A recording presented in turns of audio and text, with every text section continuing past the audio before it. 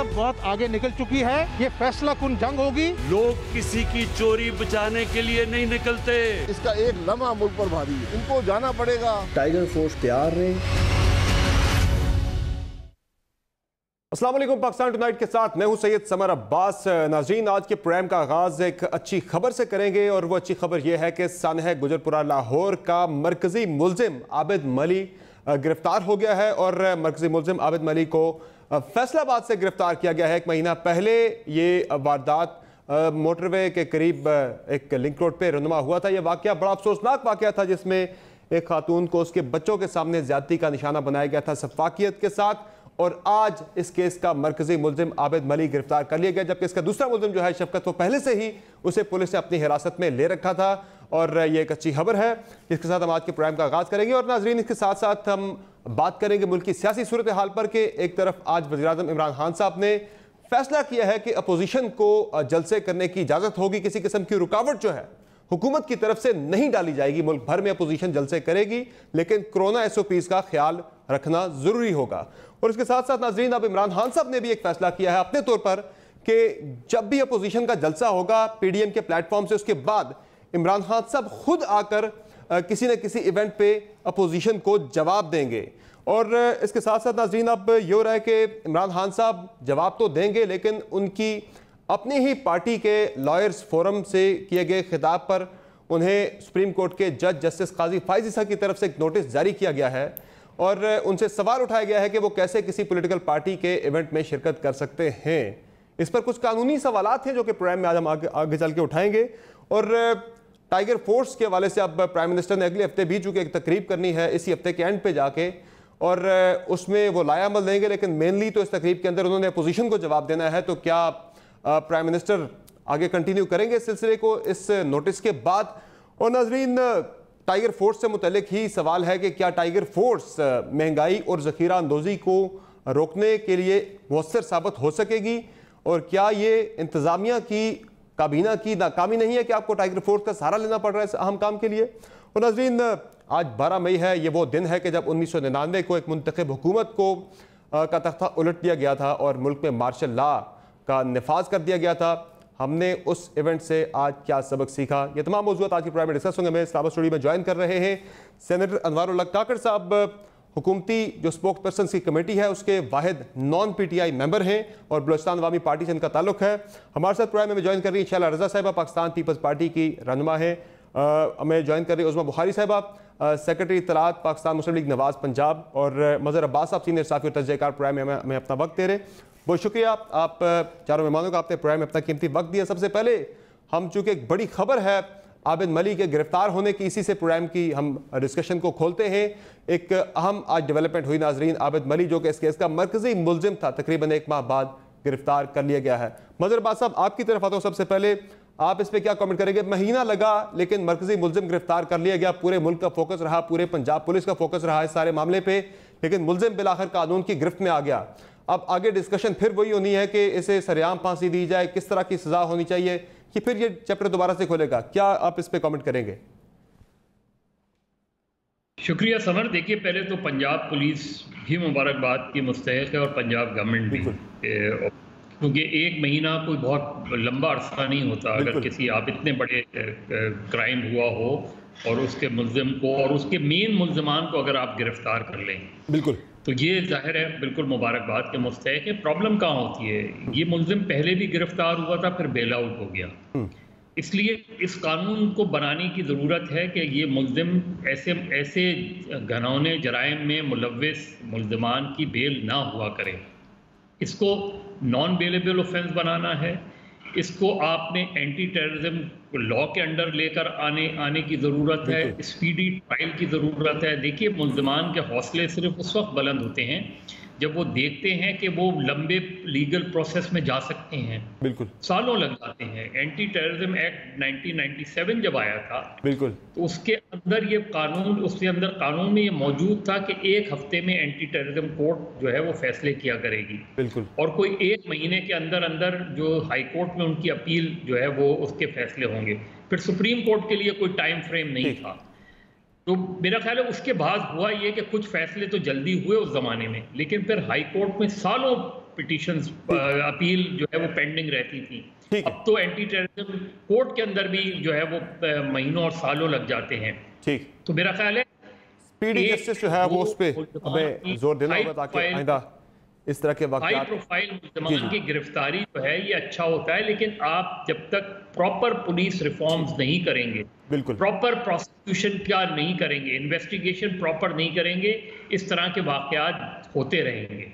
ठीक है, हमें इस तरह के वाकयात को रोकने के लिए प्रॉपर जो है कानून को भी बेहतर करना होगा, प्रोसिक्यूशन के सिस्टम को और तफ्तीश के सिस्टम को भी बेहतर बनाना होगा, पुलिस रिफॉर्म्स करना होगी।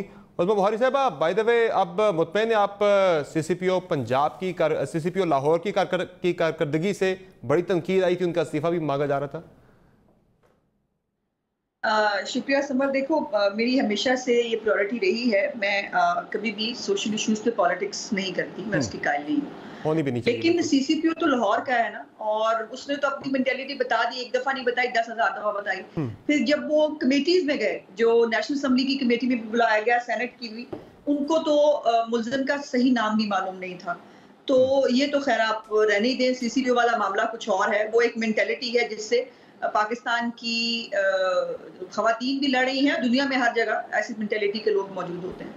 लेकिन इस पे यकीनन मैं तसल्ली है मुझे, और मुझे खुशी है कि जो साइंटिफिक तरीकाकार हैं उनको इख्तियार करने के बाद जैसे ही पाकिस्तान साइंटिफिकली इन क्राइम्स के हवाले से एक्टिव हुआ है, यकीनन वहाँ पर मुल्ज़िमान तक पहुँचना और नाकाबिले तरदीद सबूत अदालतों के अंदर ले जाने से यकीनन इनके छूटने का भी जो एहतमाल है मुल्ज़िमान का, वो कम हो जाता है। और इसमें फोरेंसिक साइंस लेबॉर्ट्री ने जो उनको सीन ऑफ अकरेंस से जो ब्लड स्टेन्स मिले थे, उससे आबिद मलिक जो है, और उसके जो फोरेंसिक लैब है उसके अंदर ऑलरेडी थाउजेंड्स में जो बड़े क्रिमिनल्स हैं, प्रोक्लेम्ड ऑफेंडर्स हैं, उन सब की डाटा मौजूद है, और उस डाटा को एनहांस करने की जरूरत है वक्त के साथ साथ। ठीक है। सो उस डाटा के अंदर आबिद मलिक जो चूंकि पहले भी गिरफ्तार हो चुका था इस किस्म के वाकये के अंदर, तो उसका रिकॉर्ड मौजूद था, वो उससे मैच हुआ और विद इन सम आवर्स ही पता लग गया था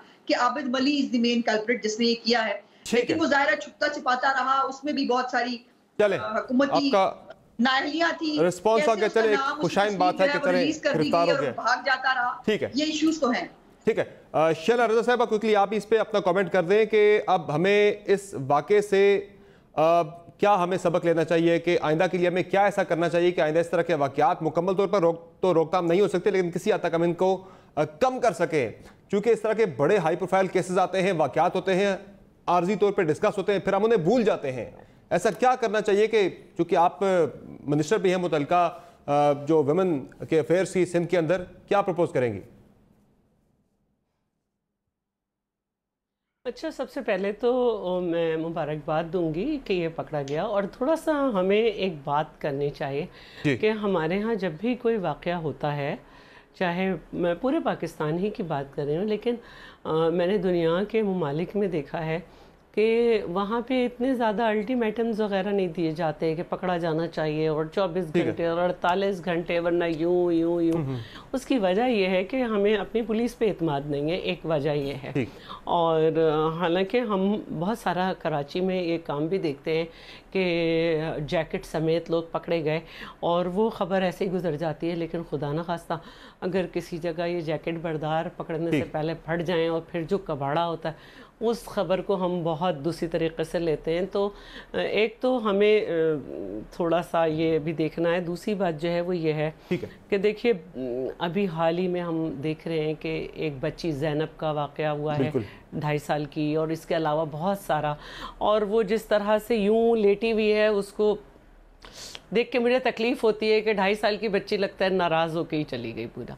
तो वो स्पीडी ट्रायल अगर हो जाए, और जो कि मज़हर ने बात की कि प्रोसिक्यूशन हमारी पुलिस की तरफ से बहुत अच्छी हो और हमारे जजेस ये ना कहें कि इसमें हमें कोई गुंजाइश ही नहीं थी, हम क्या करें, जैसा होगा वैसे होगा।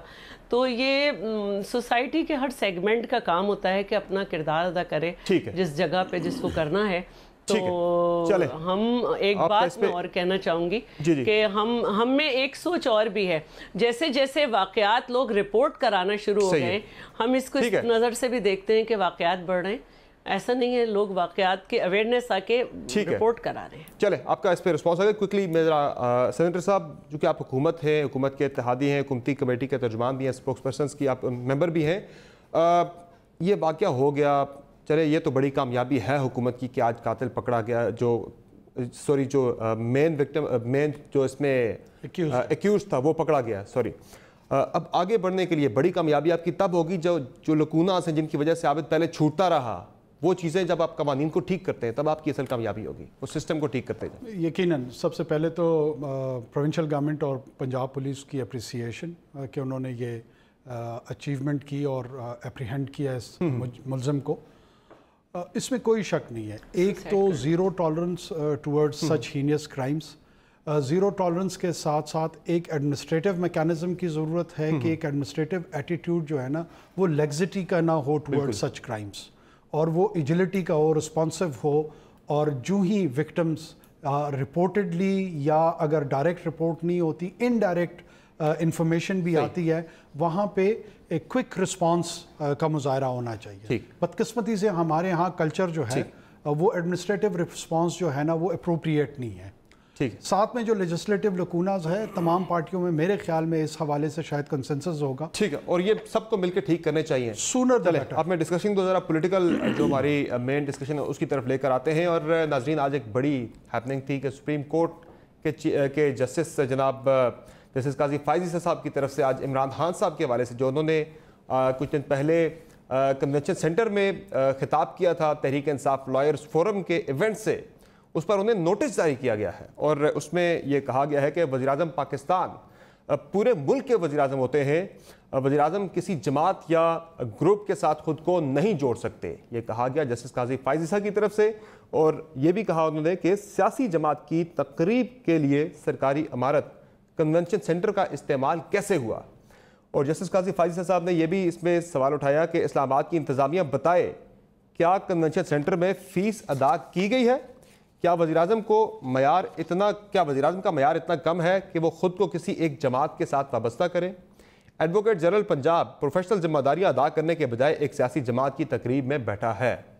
क्या वज़ीर-ए-आज़म और एडवोकेट जनरल ऐसा करने के मजाज थे? क्या वज़ीर-ए-आज़म सरकारी खर्च पर प्राइवेट तकरीब में शिरकत कर सकते हैं? ये वो सवालात हैं जो आज उठाए जस्टिस काजी फायजी साहब ने। इसका शॉर्ट ऑर्डर भी इसका आया तहरीरी, लेकिन नाज़रीन कुछ अहम कानूनी सवालात जो कि जुड़े हैं इस मामले के साथ इंतहाई अदब और एहतराम के साथ।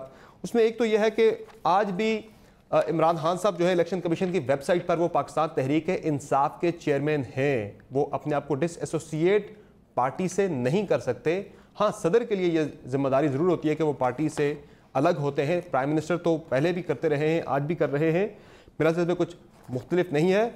और दूसरा, इसमें कोई कानून ऐसा मेरे ख्याल से कोई मौजूद नहीं है। जो मैंने थोड़ा बहुत स्टडी किया, मुख्तलिफ लीगल एक्सपर्ट्स के साथ बातचीत की है कि नहीं रोकता उन्हें इस तरह की तकरीब में बात करने से।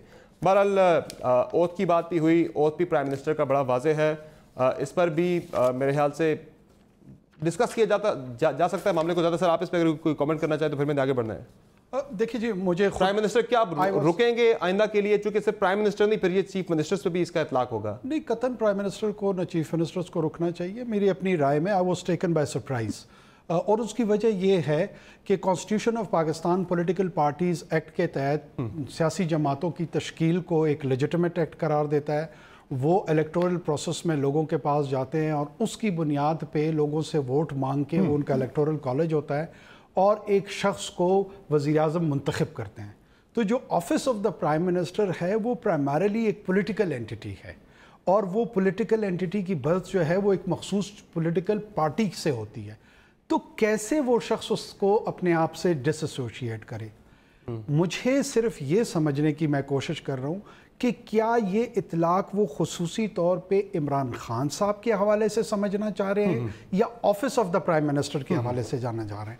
अगर वो एनालॉजी दे रहे हैं चीफ जस्टिस ऑफ पाकिस्तान और प्राइम मिनिस्टर ऑफ पाकिस्तान, तो ये दो मुख्तलिफ ऑफिस हैं। चीफ जस्टिस ऑफ पाकिस्तान को यकीनन नून लीग की लॉयर विंग से या तहरीक इंसाफ की लॉयर विंग से या पीपल्स पार्टी की लॉयर विंग से अगर वो खिताब करेंगे तो शायद उनकी ज़ात कुछ मुतनाज़ होगी, लेकिन वजीर आजम पाकिस्तान तो खुद एक पॉलिटिकल प्रोडक्ट होता है, चाहे वो किसी भी पार्टी का हो, किसी जमात का सरबरा हो या उस जमात का अहम हिस्सा हो। वो आईनी तौर पे पाकिस्तान तहरीक इंसाफ के चेयरमैन हैं।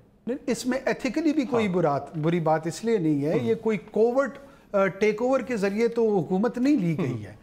आप इलेक्टोरल प्रोसेस में गए हैं, पीटीआई के प्लेटफॉर्म से या किसी और प्लेटफॉर्म से आपने कंटेस्ट किया है, उसके नतीजे में कल को आप मुराद अली शाह साहब से सवाल करेंगे कि वो पीपल्स वुमेन विंग से क्यों खिताब कर रहे हैं, या मुराद अली शाह साहब 18 के जलसे पे जाएंगे, या जो कराची में जो जलसा होगा वो उससे क्यों खिताब करेंगे, क्योंकि वो पीपल्स पार्टी का एक हिस्सा तो है ना।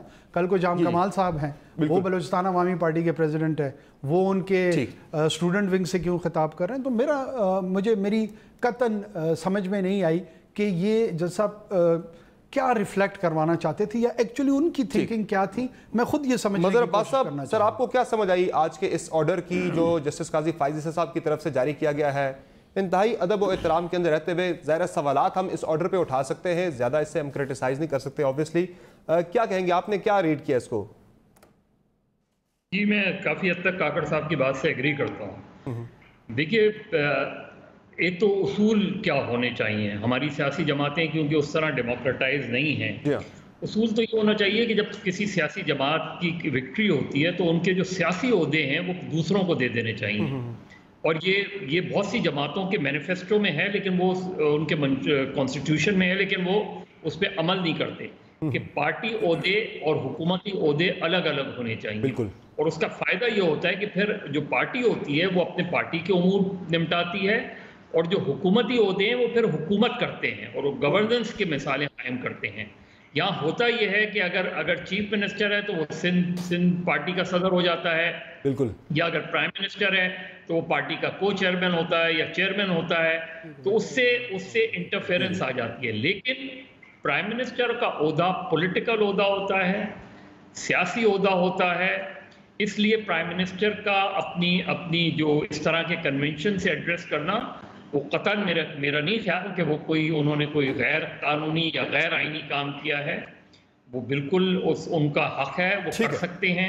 वो इवन पॉलिटिकल अपनी पार्टी की आवामी जलसों से भी खिताब कर सकते हैं। बिल्कुल करना, उनको गवर्नेंस पे ज़्यादा तवज्जो देनी चाहिए, उस तरफ ज़्यादा तवज्जो देनी चाहिए। इसी तरह चीफ मिनिस्टर, हाँ, प्रेसिडेंट और गवर्नर जो हैं बिल्कुल उनके लिए बहुत ज़रूर वो है स्पेसिफिक कि वो कॉन्स्टिट्यूशनल हेड होते हैं, इसलिए उनको पॉलिटिकल एक्टिविटीज में अवॉइड करना चाहिए। हम उससे भी उसको वायलेट करते हैं। ठीक है, अज़मा बुहारी साहब, आपकी क्या राय है इस हवाले से? चले, सियासी इख्तलाफ अपनी जगह पर, लेकिन एक प्रिंसिपल जो होना चाहिए सियासत के अंदर, गवर्नेंस के अंदर, जब आप ज़ाहिर वज़ीर आज़म बन गए, आप कैसे देख रही हैं ये जो आज जस्टिस काजी फाइज ईसा साहब के रिमार्क्स और उनका ऑर्डर आया है इस पे? चूँकि मियाँ साहब भी बतौर प्राइम मिनिस्टर पार्टी के सरबराह भी रहे और पॉलिटिकल एक्टिविटी में वो मुकम्मल शिरकत करते रहे तमाम तर। देखिए, इसका एक बैकग्राउंड है और ये बात शुरू हुई एडवोकेट जनरल साहब की केस में पेश ना होने से, और उसके ऊपर उन्होंने कहा कि वो जो है वो कन्वेंशन में जाके बैठ सकते हैं लेकिन अदालत में पेश होने के लिए तैयार नहीं है। और फिर ये है कि तमाम जो इस वक्त सरकारी वकील हैं, और मैं बहुत सौ को बाय नेम जानती हूँ जिनकी जो है वो बेचारों की एक फट्टे के लेवल की भी जो है वो वकालत नहीं थी, वो आज असिस्टेंट एडवोकेट जनरल और वो एडिशनल एडवोकेट जनरल, पता नहीं क्या क्या बन के लाखों रुपए की। मैं तो प्राइम मिनिस्टर की बात कर रहा हूँ, चले वो तो इश्यूज हैं, आप मुझे बात कर रही हैं, पूरी तो कर लेने दें। मुझसे आपने सवाल किया, मुझे बात तो पूरी कर लेने दीजिए। मेरी गुजारिश ये है कि इससे बड़ा प्रॉब्लम ये है जिसके ऊपर, चलिए अब नोटिस ले लिया है ना, अब उन्होंने चीफ जस्टिस साहब को भिजवा दिया है, वो उसके ऊपर नोटिस जो एक्सेप्ट करेंगे, पता चल जाएगा वो क्या कहना चाहते हैं और उनका इसके बैकग्राउंड में उनकी क्या वो है। लेकिन मैं समझती हूँ कि इससे ज्यादा कंसर्न का बायस ये है कि इमरान खान साहब वजीर आजम होते हुए वो शौकत खानम की फंड रेजिंग भी करते रहे हैं, वो नमल यूनिवर्सिटी में तलबा को सामने बिठाकर सियासी तकरीरें भी फरमाते रहे हैं और ये रिकॉर्ड पे मौजूद है। और इसके ऊपर एतराज ज्यादा उठता है, क्या एक एनजीओ को आप वजीर आजम होते हुए उसकी फंड रेजिंग कर सकते हैं? ये सबसे बड़ा कानूनी सवाल है। मैं समझती हूँ इस खुद नोटिस की जो पूरी प्रोसीडिंग्स है उसके बीच में इस सवाल का भी जिक्र होना चाहिए और पता करना चाहिए कि ये जो मामला फिर ये है कि उन्होंने कन्वेंशन सेंटर की फीस के बारे में पूछा है। कल तक के लोगों को ताने देते थे, पटवारी बिठा लेते हैं। चले आप चूंकि लॉयर भी हैं उर्वा बुहारी साहब, मुझे सिर्फ ये बता दें प्राइम मिनिस्टर कर सकते हैं या नहीं कर सकते मुख्तलिफ तकरीबात में शिरकत सियासी इवेंट्स में? उनको जो है वो आप आज खुद देखने के लिए तैयार नहीं है। हमारे लिए बड़ा इख्तिलाफ है, हम कोरोना फैला रहे हैं, खुद क्या कर रहे हैं बैठ के। मैं उस तरफ आ रहा हूँ आगे, मैं उस तरफ आ रहा हूँ, जो है वो कोई ना कोई जलसा आम करके बैठे होते हैं। मैं उस तरफ आ रहा हूँ। चूंकि आप खुद लॉयर भी है बेचारे, तो आपका इस पे जवाब आ जाता कि बतौर प्राइम मिनिस्टर क्या कोई पाबंदी कदगन होनी चाहिए या है कि प्राइम मिनिस्टर नहीं कर सकते पॉलिटिकल किसी इवेंट के अंदर बातचीत? देखिए मैं समझती हूँ कि इसमें कोई दूसरी राय नहीं कि वजीर आजम एक सियासी ओहदा होता है, लेकिन ये भी एक अपनी जगह पर एक जो जैसे मदद साहब ने जिसका इशारा किया कि क्या वजीर आजम होते हुए सियासी मामलात को इस तरह से आगे ले जाना। एक तरफ जो है वो पाकिस्तान की मईशत के हालात क्या है, महंगाई जो है उस पर 11 नोटिस आप ले चुके हैं, इसके ऊपर तवज्जो नहीं है आपकी। ठीक है, चले जाहिर नोटिस दिया है, वो तो प्रायोरिटीज की बात है, जो फैसला करेंगे गाइडलाइंस आ जाएंगी हमेशा के लिए।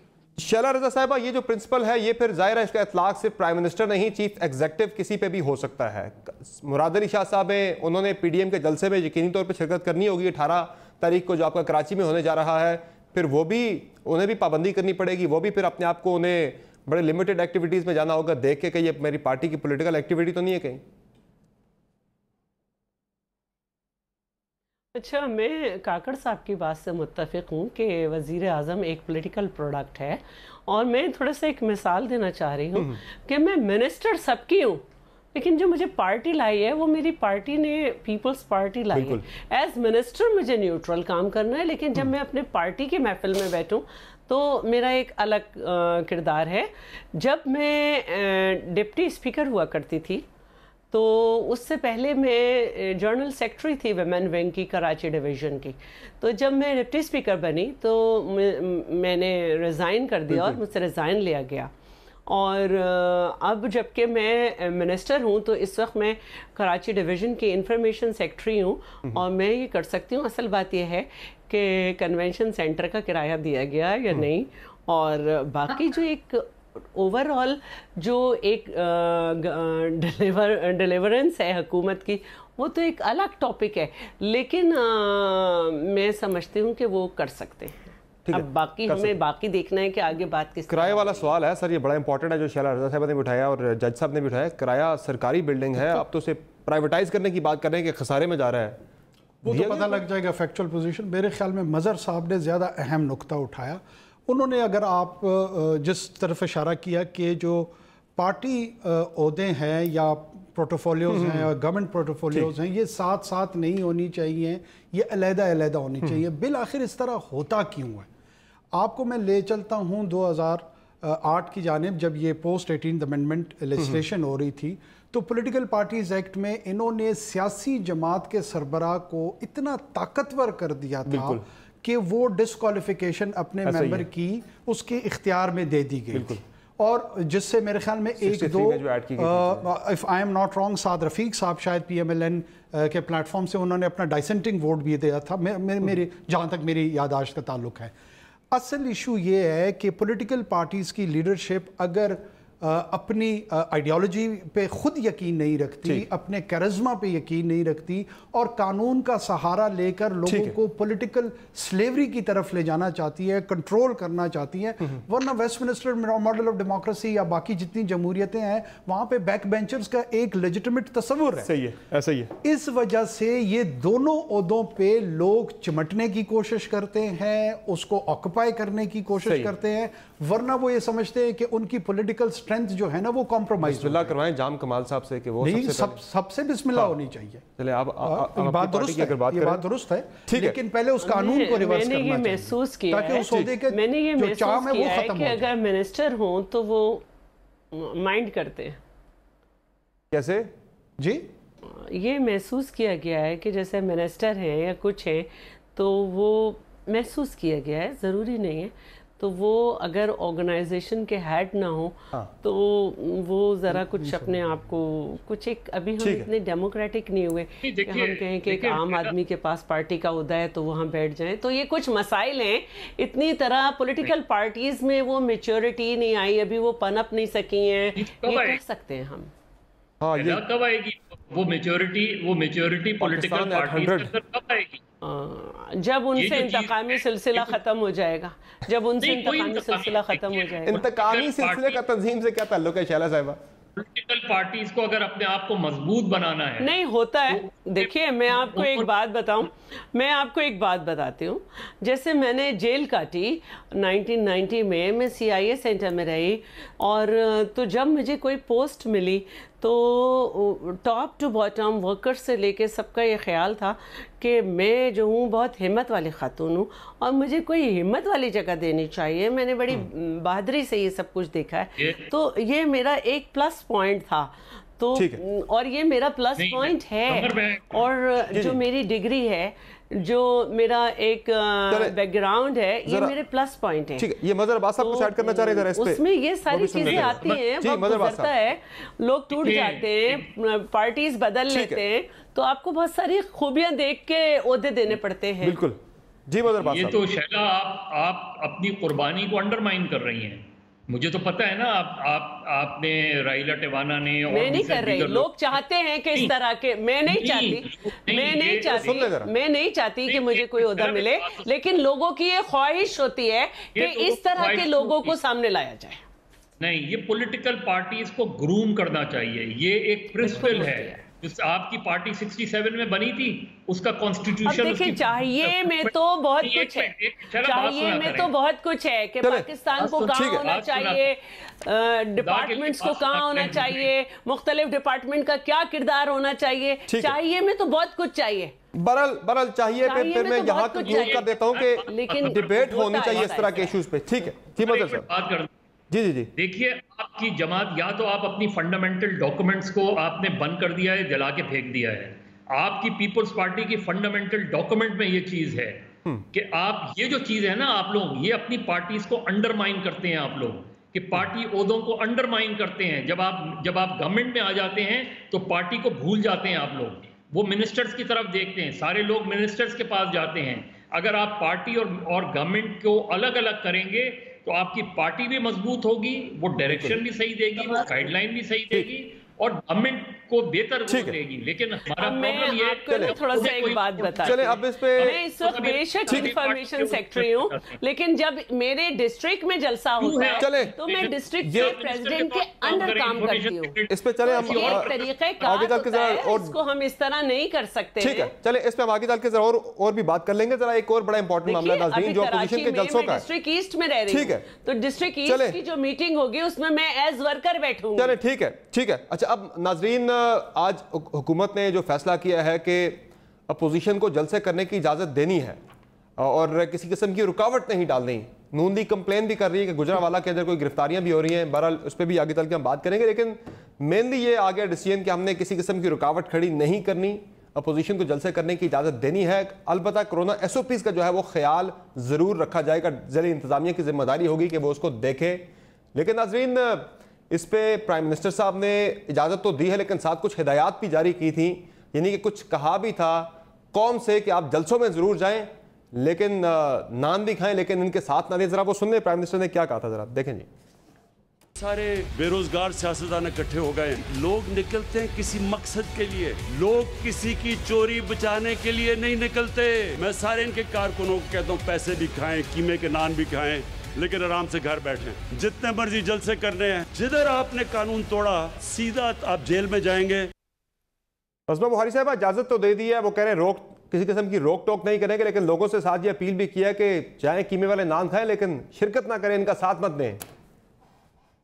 जलसे तगड़े होंगे फिर आपको पता नहीं किस स्टेट ऑफ माइंड में क्या क्या बोल देते हैं। वो जाए नहा तो वो कीमे वाला नान कैसे खाएं, मतलब घर बैठे, अजीब ही, मतलब जब वो बोलते हैं पता नहीं क्या बोलते हैं। पहले तो मेरी गुजारिश ये है कि ये कोई एहसान नहीं किया इन्होंने। मुझे ये बताइए कि रोकने का इनके पास क्या इख्तियार है? क्या हम पाकिस्तान की शरी नहीं है? क्या हमारा फंडामेंटल राइट नहीं है टू असेंबली? क्या हमारा फंडामेंटल राइट नहीं है टू एक्सप्रेस आवरसेल्व्स? ये कानून देता है हमें, ये इख्तियार है हमारे पास। और खुद मौसूफ जो है वो 4 साल यही तो फरमाते रहे हैं, हमें कैसे रोक सकते हैं कुछ भी करने से। लेकिन एक तरफ ये मुनाफकत है, जैसे आपको याद है ना, हम तकरीर नशर नहीं करने देंगे और फिर तकरीर नशर हुई भी मियां साहब की। अब इस तरफ एक तरफ ये कह दिया, दूसरी तरफ ये हो रहा है कि हमारे गुजरांवाला में मैं 8 आपको गिन के इवेंट्स बता सकती हूँ, हमारे लोगों के घरों पे छापे मारे जा रहे हैं, वर्कर कन्वेंशन रोके जा रहे हैं, जो कॉर्नर मीटिंग्स हो रही हैं। मियां तारिक महमूद साहब हमारे टिकट होल्डर हैं, उनके घर पे आज पुलिस, मेरे पास फुटेजेस मौजूद है, उनके घर के बाहर खारदार तारे लगा के बैठी है, घर के अंदर प्रेमिसेस के अंदर वो कॉर्नर मीटिंग नहीं कर सकते। आदि असलम हमारा वर्कर है, उसको उठा के ले गए कि जी तुम कवरेज क्यों कर रहे थे।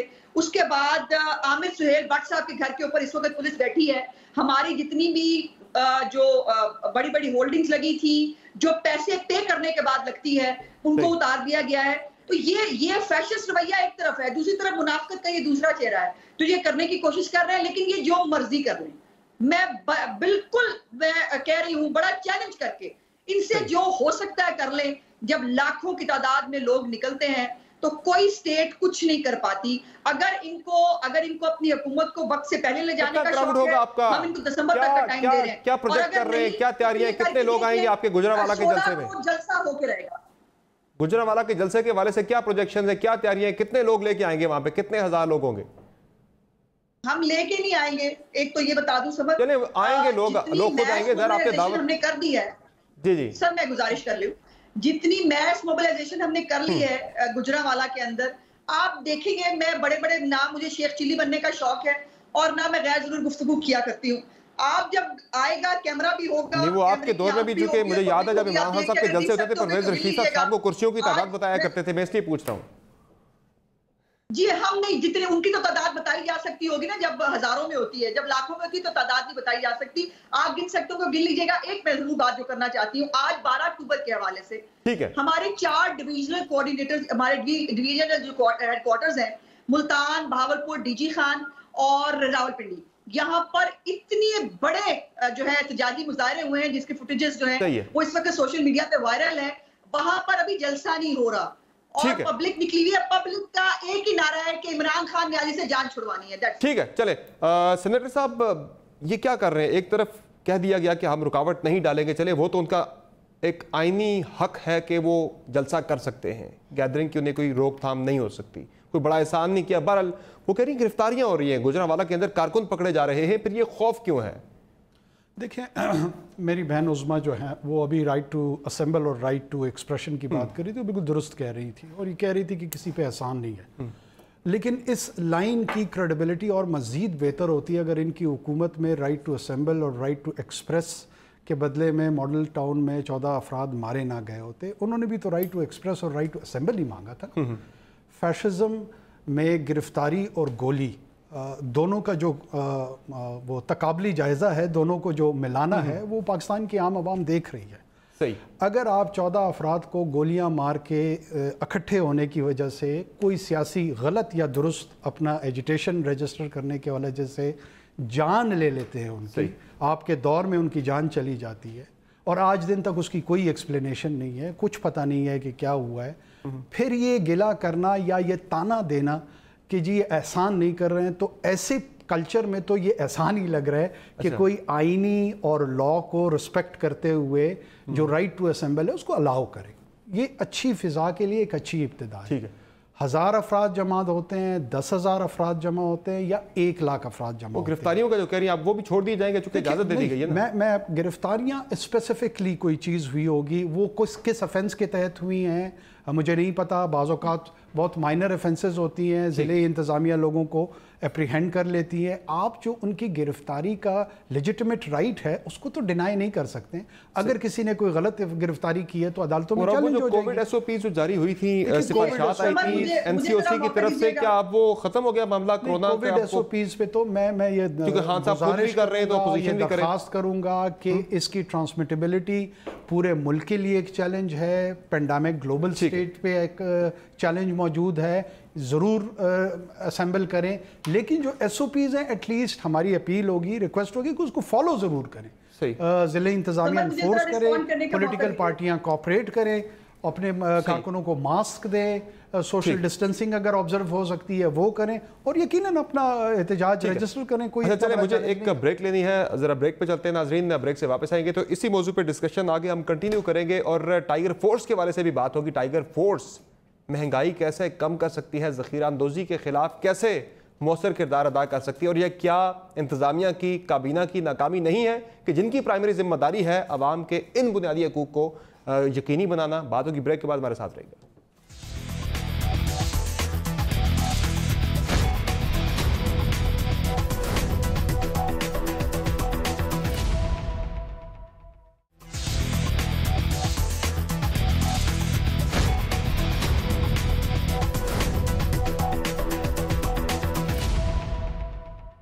वेलकम बैक द शो नाज़रीन।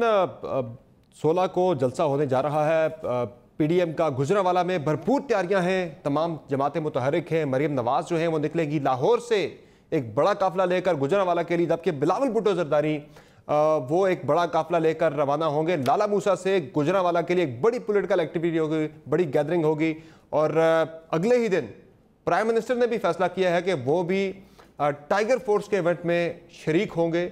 जो महंगाई के हवाले से उन्होंने जिम्मेदारियां तफवीज़ की हैं टाइगर फोर्स को, यकीनी तौर पे प्राइम मिनिस्टर ने इस इवेंट का इसलिए इंतखाब किया कि उन्हें गैदरिंग चाहिए थी, जहां वो ऑडियंस चाहिए थी जिससे वो एड्रेस करें और टारगेट करें अपोजिशन को। जिस तरह मैंने अपने इंट्रो में बताया था आपको कि प्राइम मिनिस्टर ने फैसला किया है कि अपोजिशन के हर जलसे के बाद वो खुद आके अपोजिशन को जवाब देंगे।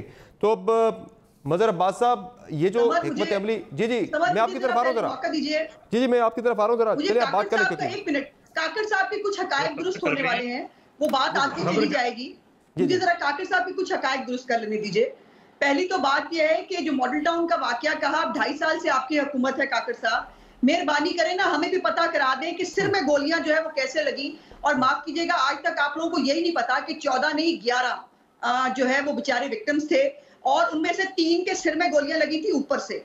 और हम तो चाहते हैं कि हमें पता चल जाए कि ये कैसे हुआ था, जब गोलियां सामने से लगी थी सिर पे कैसे लगी। और दूसरी बात यह है कि एंटी टेररिस्ट कोर्ट हो या हाई कोर्ट्स के बेंच, वो इसके ऊपर फैसला दे चुके हैं।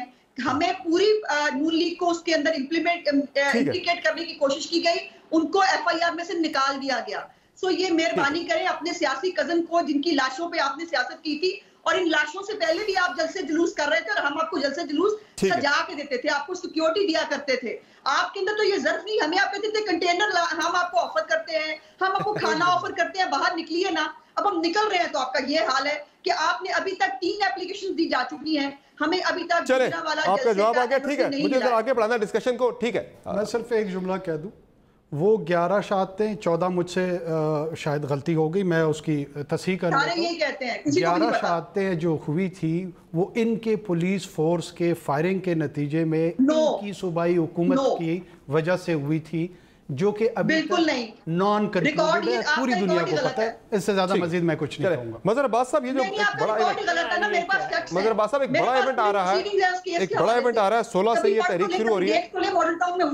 ठीक है, चले 16 से सर ये तकरीब शुरू हो रही, 16 से शुरू हो रहा है अपोजिशन की एक बड़ी तहरीक है हुकूमत के खिलाफ, और खान साहब ने जो फैसला किया कि वो हर इवेंट पे खुद आके जवाब देंगे। जिस तरह से अब 16 को जलसा है तो 17 को खान साहब टाइगर फोर्स का उन्होंने एक तकरीब रख ली इस्लामाबाद में कन्वेंशन सेंटर में, यहाँ के वो जवाब देंगे। फिर 18 का जलसा, उसके बाद भी ये रिपोर्ट आ रही है कि खान साहब फिर एक ऑडियंस को एड्रेस करेंगे, फिर अपोजिशन को जवाब देंगे। ये जो स्ट्रेटजी खान साहब की आपको ठीक लग रही है कि जो भी बयानिया अपोजिशन बनाए फौरन से उसका खुद आके जवाब दे, खुद उसे काउंटर करें? नहीं, मेरा नहीं ख्याल ये स्ट्रेटजी ठीक है। देखिए उसका नुकसान क्या होता है, उसका नुकसान ये होता है कि आप एक माहौल क्रिएट कर देते हैं। गवर्नमेंट्स जो होती हैं वो चीज़ों को डिफ्यूज़ करने की कोशिश करती हैं, सिचुएशंस को डिफ्यूज़ करती हैं, उसको हैंडल टैकल करने की कोशिश करती हैं। अब वो तो अपोजिशन तो खुला मैदान होती है, अपोजिशन तो जहाँ जाए, ये प्राइम मिनिस्टर का काम नहीं होता। हाँ, आपके जो पॉलिटिकल पार्टीज हैं, तहरीक इंसाफ के बाकी लोग हैं, उनको ज़रूर वो जवाब दें, एक्टिव हों। वैसे तो उनको भी नहीं चाहिए, ठीक है कि अपोजिशन को स्टीम आउट होने दें। जब आप जवाब देने खड़े होते हैं तो फिर आप दरअसल अपोजिशन की विकेट पर चले जाते हैं। और ये याद रखें कि जुल्फिकार अली भुट्टो से 77 में यही गलती हुई थी कि उन्होंने अपोजिशन की विकेट पर जाकर खेलने की कोशिश की, जिसमें वो शिकस्त खा गए। यही प्राइम मिनिस्टर अगर जाएंगे तो आप तो एक इलेक्शन का माहौल बना देंगे, बिल्कुल आप तो एक चार्ज एटमॉस्फेयर बना देंगे। गवर्नमेंट्स ये थोड़ी करती हैं, गवर्नमेंट्स एक चार्ज एटमॉस्फेयर थोड़ी बनाती हैं। आप दें, आपके दीगर पार्टी के लीडर्स हैं, उनका काम है वो जवाब दें। आपके प्रोविंशियल प्रेसिडेंट्स हैं, आपकी पार्टी के सेक्रेटरी जनरल हैं, वो करें।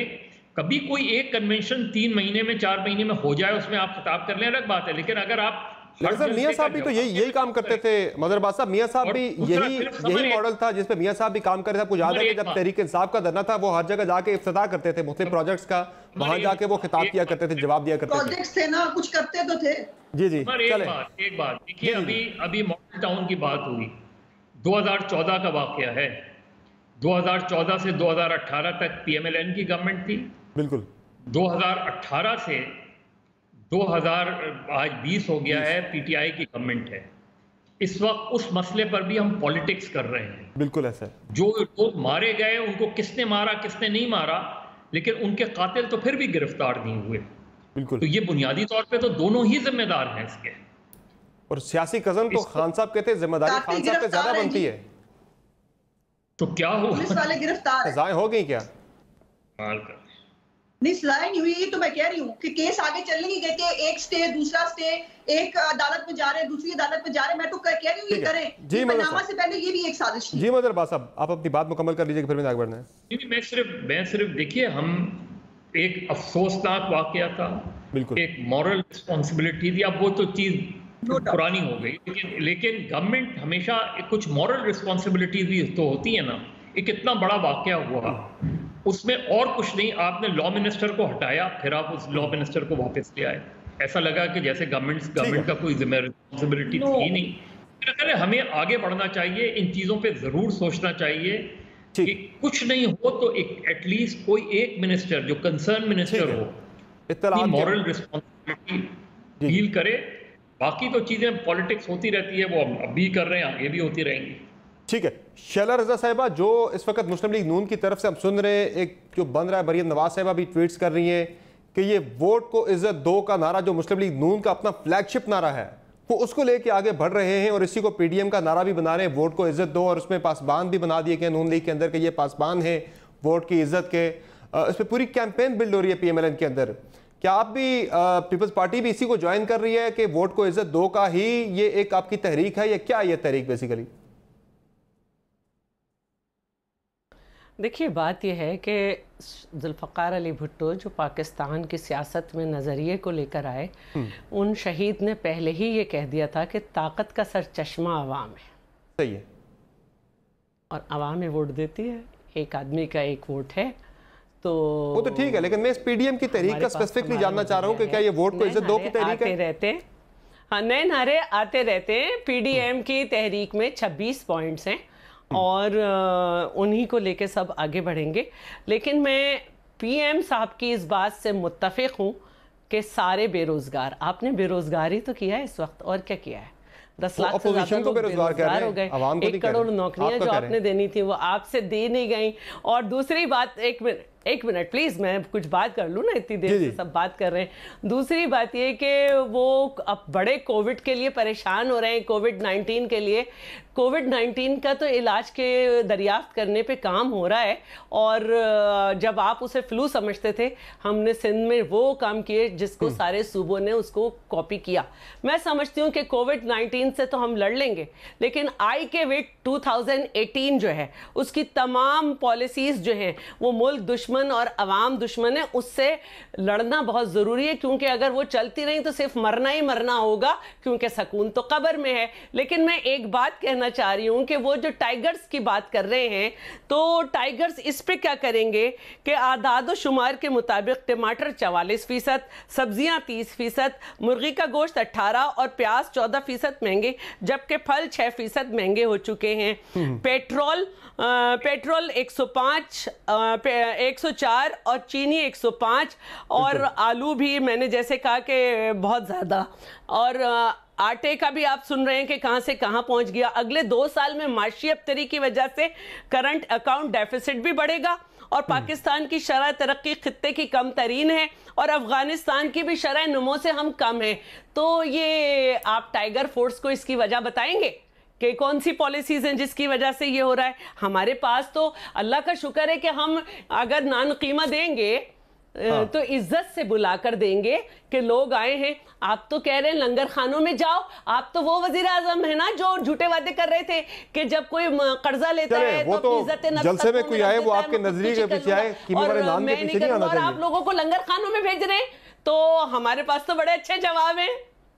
ठीक है जी, लंगर खानों में ना भेजें। समर जी समर मैं सिर्फ 2 पॉइंट्स बहुत शॉर्टली कहना चाहती हूँ। पहली तो बात यह है कि जो हुक्मरान होते हैं ना, उन्हें कार्रवाई बतानी नहीं, अपनी कारकर्दगी बतानी नहीं पड़ती, उनकी कारकर्दगी नजर आती है। अच्छा। और इससे बड़ी झूठ और मुनाफिकत हो नहीं सकती कि खुद महंगाई में आपने इजाफा किया है, चीनी की कीमत आपके माफिया ने बढ़ाई, अद्वियात की कीमत आपके माफिया ने बढ़ाई, आटे की कीमत आपके माफिया ने बढ़ाई, और यूटिलिटी स्टोर्स जो कल तक हर हुकूमत के अंदर सस्ती चीजें प्रोवाइड करते थे, अभी एक हफ्ता पहले आपने वहां पर हर चीज की कीमत में इजाफा कर दिया। अब आप महंगाई खत्म करेंगे, कम करेंगे? आप तो ये आ गई है ना, ले चुके हैं महंगाई के। टाइगर फोर्स आ गई है मैदान में। किस चीज की फिक्र है आपको उसमें बुखारी साहब? आपने लोगों की कुव्वत खरीद खत्म कर दी है, आपने लोगों को बेरोजगार कर दिया है, लोगों की कुव्वत खरीद इतनी खत्म हो गई है कि वो अब कोई जीना उनका जो है वो मुमकिन नहीं रहा। ये है प्रॉब्लम, लेकिन इनको समझाए कौन? आपकी एपीसी करारदाद के 26 नुकात में से सिर्फ एक नुक्ता था महंगाई का, बाकी दीगर इश्यूज थे। छोटा सा नुक्ता था महंगाई का। नहीं, ऐसी बात नहीं, ऐसी बात नहीं, ऐसी बात नहीं है। और यही ये 26 पॉइंट्स मेरे पास रखे, ये शुरू इसी से हो रहे हैं। सिर्फ 10वां पॉइंट है जिसमें ये कहा गया है कि इंतकामी कार्रवाइयां बंद की जाए, अदरवाइज ये महंगाई का पढ़ ले जरा, पढ़ ले महंगाई का कहां पे है जिक्र? पाकिस्तान के तमाम सूबों के मसाइल पे महंगाई की बात कर रहा हूं मैं पर्टिकुलरली महंगाई की बात कर रहा हूं। उठा लें, इसको पढ़ें, इसको पढ़े बेरोजगारी जी। इसमें लिखा हुआ है गरीब दुश्मन हुकूमत से निजात के लिए। गरीब दुश्मन हुकूमत का मतलब यही है कि उसने गरीब का ख्याल नहीं किया, महंगाई और बेरोजगारी में इजाफा किया। मैं आपको पूरे पढ़ दूं तो आप सिर्फ एक 10वां पॉइंट है जिसमें बात की गई है कि इंतकामी तौर पे एक नुक्ते में आपको जब आप इंतकामी की बात करते हैं तो वहीं आके खान साहब कहते हैं कि आप ये एनआरओ की तहरीक है। जब आप उसे इंतकामी से जोड़ते हैं तो फिर एनआरओ से जोड़ी जाती है सारी तहरीक आपकी आके अवामी इश्यूज पे तहरीक चलाएं। पता नहीं कौन कौन उन्हें बताता है कि मुल्क में क्या क्या हो गया, उन्हें तो ये भी नहीं पता कि वो वजीर आजम है। अच्छा अनवारुल्लाह काकर साहब, ये इश्यूज बहुत ज्यादा हैं इस वक्त, महंगाई, बेरोजगारी, गुर्बत, यूटिलिटी स्टोर्स के ऊपर से चीजें गायब हैं, आटा चीनी बाकी चीजें, ये इश्यूज तो बहुत ज्यादा सीरियस है। ये टाइगर फोर्स क्या करेगी? चले टाइगर फोर्स क्या करेगी सर? तीसरे के 2 पॉइंट हैं, एक 1 और 2, तो तीसरे का 2 पढ़ लीजिए, उसमें पूरी महंगाई का हर चीज का जिक्र। महंगाई नीचे है, आपको कहीं नजर नहीं आएगी। मैं भी उसी पॉइंट की बात कर रहा था, उसी में ही है सिर्फ। चले आगे। महंगाई जो है उसके मुख्तलिफ अवामिल हैं, ये मैं पढ़ के सुना देती हूँ। सेलेक्टेड हुकूमत ने रिकॉर्ड तोड़ महंगाई, सबने पढ़ा हुआ है, सबने पढ़ा हुआ है, गवर्नमेंट अपना रिस्पांस दे रही है। सबने पढ़ा हुआ, जरा सुनने सेनेटर साहब को जरा। चीनी, गैस, ठीक है, पेट्रोलियम, ये महंगाई का कीमतों की फौरी साहब सुनने जरा इसकी तकरार इसलिए कर रहे हैं, आपको नजर नहीं आता? ये एक ही पॉइंट है, मैं भी इसी एक पॉइंट की बात कर रहा हूँ। इनको पता है कि गवर्नमेंट देने जा रही है, इनको जो खौफ है वो यही है कि आने वाले 2 से 3 महीनों के अंदर इन्फ्लेशन या महंगाई जो है वो काबू में आ जाएगी। क्या टाइगर फोर्स काबू करेगी इसे? सिर्फ टाइगर फोर्स नहीं, टाइगर फोर्स की जो इनपुट है वो सिर्फ मॉनिटरिंग के हवाले से है कि लोकल मार्केट्स में, देहातों में अगर वहां पे कोई दुकानदार वायलेशन कर रहा है, कोई और वायलेशन कर रहा है, तो वो जिले इंतजामिया को उसकी इत्तला दें। लोकल इंतजामिया का, आपकी कैबिनेट का ये काम तो कैबिनेट का इंतजामिया करने का। हमें इस वक्त लोकल गवर्नमेंट पूरे पाकिस्तान में वो नॉन एग्जिस्टेंट है, जिसकी वजह से ये वो मसाइल है कि यहाँ पे अगर इफेक्टिव लोकल गवर्नमेंट का निजाम मौजूद होता तो ये इश्यूज ज्यादा बेहतर मैनेज हो जाते हैं। मैं ये नहीं कहता कि फिर भी महंगाई ना होती, लेकिन मैनेजमेंट उनकी बेहतर होती। उनकी एब्सेंस में, चूंकि ये इनकी प्रायोरिटी नहीं है, ये लोकल गवर्नमेंट क्यों लोगों के लेकर आए, लोगों को जो इंसाफ प्रोवाइड करना था उनकी दहलीज पे। जी कहाँ है लोकल गवर्नमेंट आज? मैं यही अर्ज कर रहा हूँ, उसी डायरेक्शन में जा रहे हैं हम। लोकल गवर्नमेंट का 5 साल बाद कुछ और बता रहे टाइगर फोर्स का, जरा वो भी सुनने, जरा सुनाए जी। मैं अपोजिशन के रहनुमाओं को ये पैगाम देना चाहता हूँ, टाइगर फोर्स एक नज़रिए का नाम है। टाइगर फोर्स के नौजवानों को मेरा पैगाम है, आप तैयार रहें, ये तो उसमें वो अपोजिशन को भी शामिल करना था, नून लीग को भी शामिल करना था, पीपल्स पार्टी को भी शामिल करना था। ये तो टाइगर फोर्स अब बिल्कुल आपने रजिस्टर कर दिया कि ये पीटीआई की फोर्स है। ये नहीं, टाइगर फोर्स नॉर्मली एक लोकल फोर्स होगी, लोकल फोर्स जो कि इन सोशल इश्यूज पे एक ऑब्जेक्टिव अंदाज में इनपुट देगी। That's it. ये कोई एमएफएसएफ तो नहीं बना रहे हैं। अच्छा, अब इस पे नाज़रीन जो अपोजिशन की तरफ से दावे किए जा रहे हैं, बड़े दावे हैं कि ये बड़ी इफेक्टिव तहरीक होगी। हमजा शहबाज साहब बोले हैं काफी टाइम के बाद, आज उन्होंने कहा है कि ये फैसला कौन लड़ाई होगी, जरा सुना देंगे। बात अब बहुत आगे निकल चुकी है और आने वाले हफ्ते, आने वाले महीनों में ये फैसला कुन जंग होगी। मदरबाज साहब ये कह रहे हैं फैसला कुन लड़ाई हो गई। आपको लग रहा है कि ये फैसला कुन लड़ाई की तरफ ही हम जा रहे हैं, या फिर ये भी बहुत सारी तहरीकों में से एक तहरीक होगी जिसका नतीजा कुछ नहीं निकलेगा और फिर हम आगे चल पड़ेंगे? नहीं, तहरीकों के नताइज असल में बड़े ख़राब निकलते हैं। जी, ये तो तय है, आप उठा के देख लें, आप जितनी भी तहरीकें उठा के देख लें, उसके अल्टीमेट रिजल्ट क्या होता है। अगर गवर्नमेंट नहीं जाती, अगर गवर्नमेंट चली जाती है तो फिर कोई दूसरी गवर्नमेंट आती नहीं है, बिल्कुल, फिर कोई तीसरी कुव्वत आती है। और ये ज़रूर देखना चाहिए, सोचना चाहिए कि ठीक है, आप भी मूवमेंट चला रहे हैं। 2014 में पीटीआई ने भी कोशिश की थी, यही कोशिश की थी कि पार्लियामेंट को ओवरथ्रो कर दें। लेकिन जब वो सिचुएशन होती है, जब तसादुम होता है, जब सियासी तसादुम होता है, सियासी जमातों में तसादुम होता है, हुकूमत और अपोजिशन का तसादुम होता है, तो ये नहीं होता कि जमहूरियत मजबूत होती है। जमहूरियत तसादुम में हमेशा कमज़ोर होती है। अब महंगाई की बात है, महंगाई इनसे कंट्रोल नहीं होगी, लेकिन क्या सिंध में महंगाई कंट्रोल हो गई है? सिंध में तो गवर्नमेंट है ना पीपल्स पार्टी की। बिल्कुल। सिंध में सिचुएशंस क्या है? सिंध में भी वही सिचुएशन है। तो महंगाई आउट ऑफ कंट्रोल है, महंगाई अनकंट्रोलेबल है। आप ये गवर्नमेंट हो जाए, कोई दूसरी गवर्नमेंट हो जाए, क्योंकि इसके अवामिल बड़े मुख्तलिफ हैं। इसमें माफियाज बहुत स्ट्रांगली इन्वॉल्व हैं, एंगेज्ड हैं। हुकूमतें तब्दील हो जाती हैं, माफियाज तब्दील नहीं होती, माफियाज अपनी जगह रहते। सर, ये माफिया की शिकस्त के लिए आए थे खान साहब, और ये टाइगर फोर्स के जरिए माफिया को शिकस्त दे पाएंगे? आपको लग रहा है ये ठीक अप्रोच है? बट टाइगर्स, जब हम टाइगर्स, लायन, कभी कोई शेर ले आता है, कभी कोई चीता ले आता है, कभी कोई तीर ले आता है। कोई पीसफुल चीजें भी तो लाएं, इलेक्शन सिंबल कोई पीसफुल भी हो, कोई नारे, पीसफुल स्लोगन्स भी तो लगाएं। टाइगर, लायन, तीर, तलवार, इसके अलावा हमारे पास और सर वैसे मुनाफाखोरों को टाइगर के आगे ही डालना चाहिए सर। वैसे बल्ले का नाम भी ले, ये तो इलेक्शन कमीशन जो अलॉट कर दे, लिस्ट होती है। नहीं सर, वैसे जो मुनाफाखोरी करे, जखीरांदोजी करे, अवाम को लूटे, उनकी जेब पे डाका डाले, उसको तो टाइगर के आगे डालना ही बनता है बाय द वे। सर वो नहीं आएगा ना, वो टाइगर भी, टाइगर जब शहर में आ जाता है ना, तो वो फिर उसी तरह हो जाता है जब किसी फोर्स को आप शहर हवाले कर दें। ठीक है क्विकली 10 सेकंड। सिर्फ कोरोना के ऊपर ना दर्जनों FIR है इन टाइगरों के ऊपर। चले, बहुत शुक्रिया तमाम मेहमानों का, आपने प्रोग्राम में अपना कीमती वक्त दिया। गवर्नमेंट को एक रैशनल अप्रोच इख्तियार करना होगी महंगाई को काबू करने के लिए। जो अगर महंगाई काबू में ना आई तो हुकूमत के लिए इस तहरीक को काबू करना बड़ा मुश्किल हो सकता है। इजाजत दीजिए, अल्लाह हाफिज़।